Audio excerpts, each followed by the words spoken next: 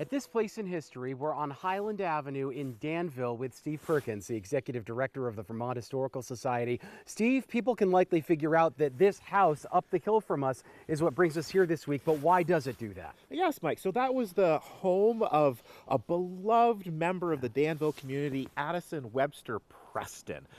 Many years ago, as you can imagine. We're going to head over to the Danville Historical Society and we're going to talk to Patty Conley, who's the executive director. And our most recent addition to the collection came from Gettysburg, Pennsylvania. Last May, there was an extensive fundraising effort that happened between the Vermont Civil War Hemlocks and the Danville Historical Society to acquire Colonel Preston's dress uniform, his saber, and his boots. Why was he important to the town of Danville? It wasn't just for his Civil War service. He and his family came to Danville from East Burke. He went to school at Phillips Academy and then attended Brown University. He ended up leaving Brown University for health reasons. He did have a teaching degree, so he went on. He taught for a short time at one of the one-room schoolhouses down in the Pumpkin Hill area.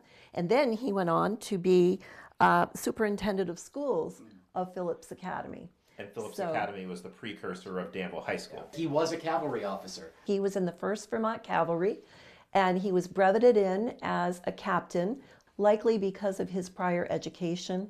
He was killed in the Battle of Cold Harbor. Colonel Preston and his wife lived in Danville at the time that he went off to the Civil War. They had actually 2 children.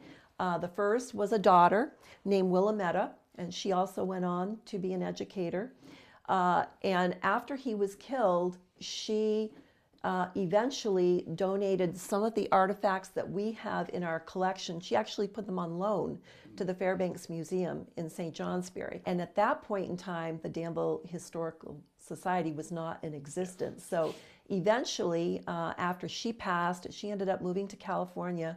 The items came to us: a forage cap, his bridle, his McClellan riding saddle, his tall riding boots, his horse blanket, handwritten letters by Colonel Preston back and forth to his family. And so the Fairbanks Museum had them transcribed. So there's a lot of material here. Yes. A lot of material here. We can't get into all of it, right, Mike, on this short program, but people can come see it.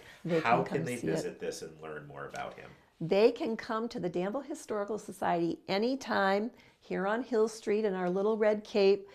We are open to the public on Tuesdays and Thursdays from 10 until 5, but I'm always willing and have many times come in and entertain people, in a private appointment.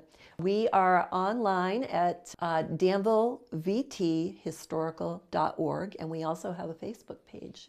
A Danville school superintendent turned cavalry officer killed in the Civil War at this place in history.